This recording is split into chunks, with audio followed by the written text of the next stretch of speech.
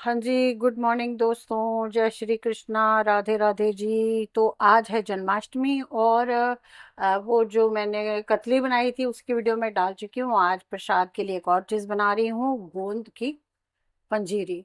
है ना जी। तो ये भी ज़रूरी बनाते हैं हम, गोंद की पंजीरी को क्या कहते हैं ना, बच्चा होने के बाद बच्चा को खिलाई जाती है।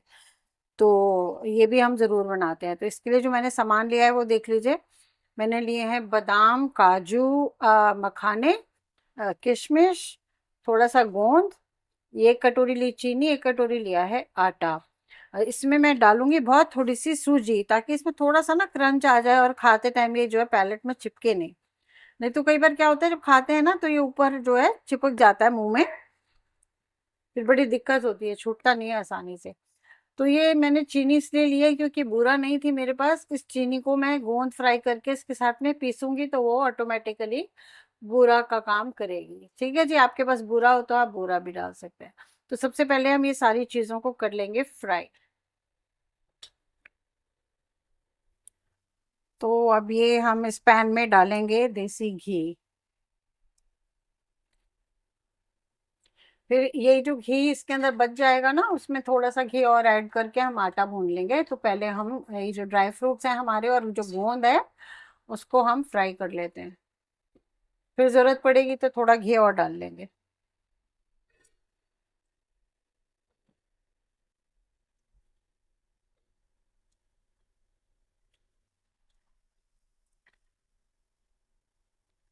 ये पंजीरी बनाना बहुत ही आसान है जी, और ये हेल्दी भी बहुत होती है। आप सर्दियों में जरूर ही बना के इसको खाएं।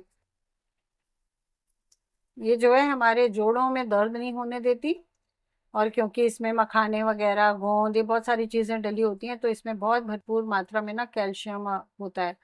तो जो हमारी हड्डियों को देता है ताकत। है ना जी।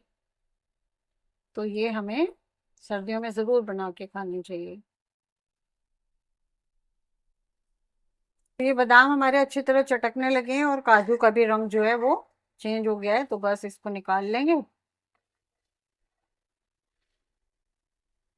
और इसके बाद इसमें डालेंगे मखाने।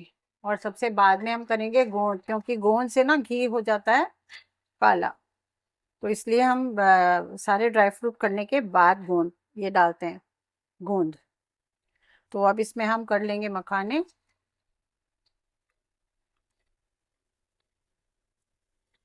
तो जी मखाने भी हमारे हो गए हैं गुलाबी। अब इनको भी हम निकाल लेंगे उसी प्लेट में। अब आप चाहें तो इस ड्राई फ्रूट को हल्का तोड़ सकते हैं, आप चाहें तो इसे ग्राइंडर में पीस सकते हैं, और चाहें तो आप इसे साबुत रख सकते हैं। तो मैं इसे रखूंगी साबुत, क्योंकि मुंह में आए ना, खाते टाइम थोड़ा सा क्रंच आए तो अच्छा लगता है।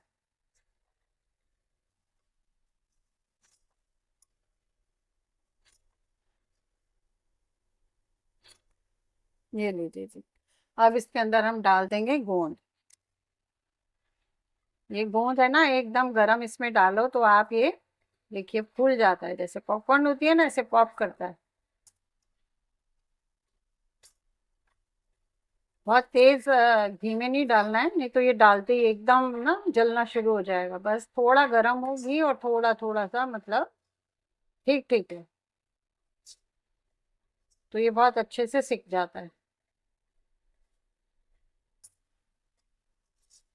ये देखिए फूल गया है हमारा गोंद। इसको भी हम निकाल के और चीनी के साथ जो है ग्राइंडर में बहुत फाइन पीस लेंगे। तो सब जितना घी हमने डाला था वो हो गया है खत्म। तो अब आटे को भूनने के लिए हम इसमें थोड़ा सा घी और डाल देंगे।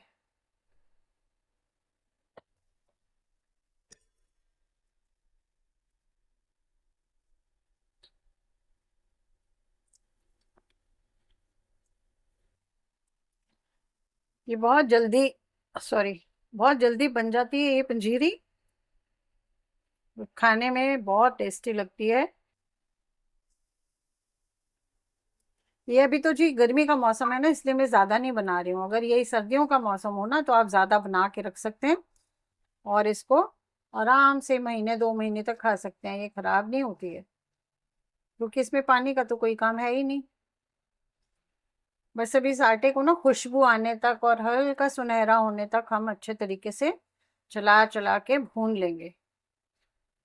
तब तक हमारे मेवा ये गोंद गोंद हो जाएगा ठंडा, तब हम इसको पीस के और इस आटे के अंदर सारी चीज़ें मिला देंगे और हो जाएगी जी हमारी बहुत ही लाजवाब सी पंजीरी रेडी। उप्स, थोड़ा ध्यान से मैंने हैंडल नहीं पकड़ा था, अभी पलट जाता आटा सारा। इसको चलाते टाइम भैया ध्यान से पकड़ लें किसी कपड़े से, या हैंडल है तो ऐसे ही हैंडल को पकड़ लें, नहीं तो ये पलट सकता है ना। अभी आपने देखा। तो जी अब इसको गोंद को हम पीसते हैं, तो पहले हम नीचे डालेंगे थोड़ी सी चीनी और इसके ऊपर डालेंगे गोंद। इसमें डाल दी थोड़ी चीनी, अब इसके ऊपर डाल देंगे ये फ्राई किया हुआ गोंद और इसके ऊपर वापस से डाल देंगे थोड़ी सी चीनी। बस अब इसको खूब फाइन सा पीस लेंगे, तो दोनों काम हो जाएंगे हमारे, चीनी भी पिस जाएगी और गोंद भी।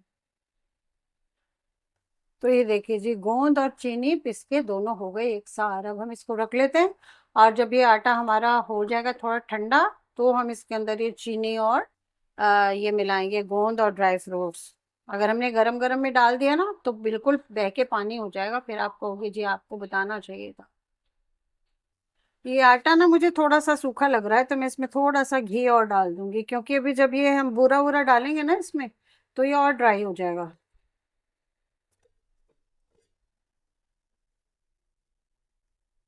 तो घी डालने से दो फायदे हो जाते हैं, एक तो ये थोड़ा सा भूनने में आसान हो जाता है, दूसरा टेस्ट जो है वो एनहांस हो जाता है और ताकत तो देता ही है।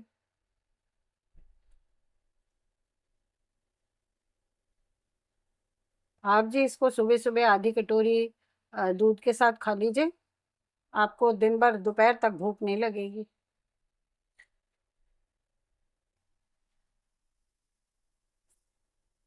ये ना मैं अखरोट डालना भूल, मतलब अखरोट लेना भूल गई थी, तो थोड़े से अखरोट ना अलग से फ्राई कर लेते हैं और फिर इसको भी हम, ये जो घी बचेगा इसको भी हम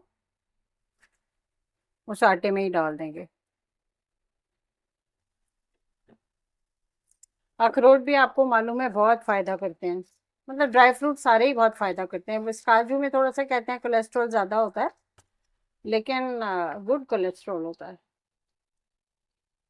इसलिए थोड़े बहुत तो खा ही सकते हैं।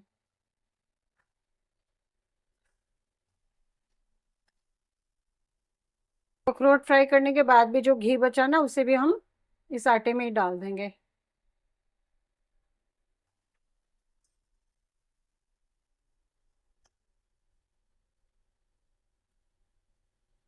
बस इसको ज्यादा देर ना इसे छोड़ना नहीं है, नहीं तो क्या है नीचे से लगना शुरू हो जाता है, इसको बराबर से चलाते हुए भूनना है हमने। तो देखिए ये आटा हमारा भुन गया है, एक तो देखिए कलर इसका चेंज हो गया, हल्का गुलाबी गुलाबी सा कलर इसमें आ गया, और अभी जब तक गर्म रहेगा ना तब तक ये और इसका कलर जो है वो चेंज होता जाएगा। आटा भुन गया है या नहीं उसकी सबसे अच्छी पहचान है कि वो ना ढीला हो जाता है थोड़ा सा, जैसे जब भुनना शुरू करते हैं तो एकदम टाइट टाइट सा होता है ना, जब भुन जाता है तो सॉफ्ट हो जाता है इसकी, क्योंकि पार्टिकल्स जो है वो हो जाते हैं श्रिंक, और घी की वजह से ये थोड़ा सा लूज हो जाता है। तो ये आटा हमारा भुन गया, अब इसे एक परात में डाल के ठंडा होने के लिए रख देंगे, और जब ठंडा हो जाएगा तो इसमें वो सारी चीजें मिला देंगे।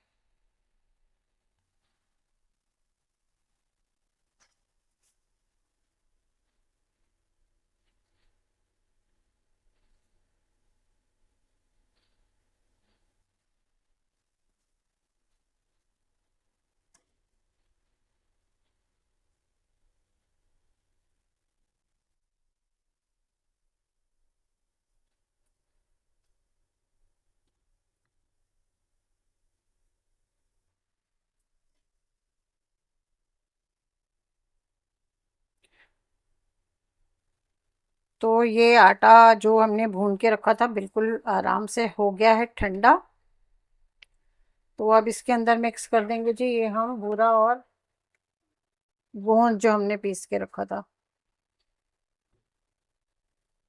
पहले थोड़ा ही डाल रही हूँ, चख के देख लेंगे कितनी गुंजाइश है। कोई कहते हैं जी प्रसाद है इसको चखना नहीं चाहिए, झूठा हो जाता है जी, मेरा मानना है बिल्कुल भी झूठा नहीं होता।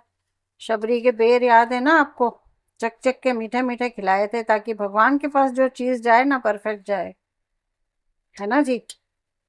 तो थोड़ा सा चख के देख लें, अलग से निकाल के। अगर ज्यादा ही आपको झूठे का वहम हो रहा है तो अलग से निकाल के चख लें, और लगे मीठा कम है तो और डाल दें। ठीक है जी। ये हो गया मिक्स। बस इसके अंदर डाल देंगे हम ये ड्राई फ्रूट्स।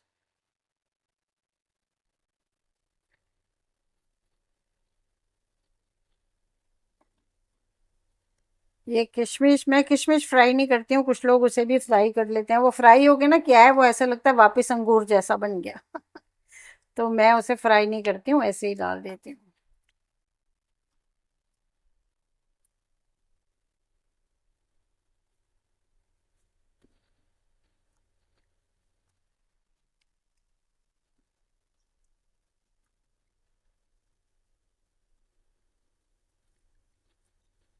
सारा ही डाल देती हूँ, जरा सा बचा के भी क्या करना है।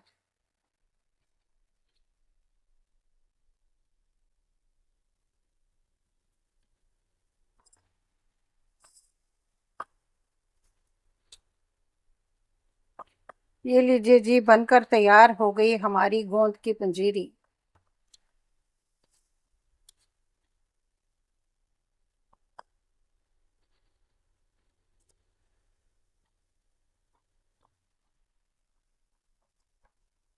ये लीजिए जी। बस इसको थोड़ा सा, जो हमने बादाम और काजू बचाए थे, वैसे तो इसके अंदर इतने ड्राई फ्रूट्स के ऊपर से सजाने की ज़रूरत नहीं है, लेकिन फिर भी चलिए, अच्छे लगते हैं देखने में।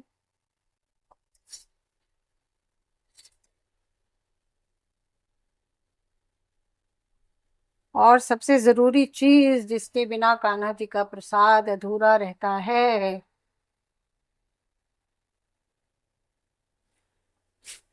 वो है जी तुलसी। तुलसी तो भोग में मस्ट है। ये हो गया जी हमारा प्रसाद रेडी।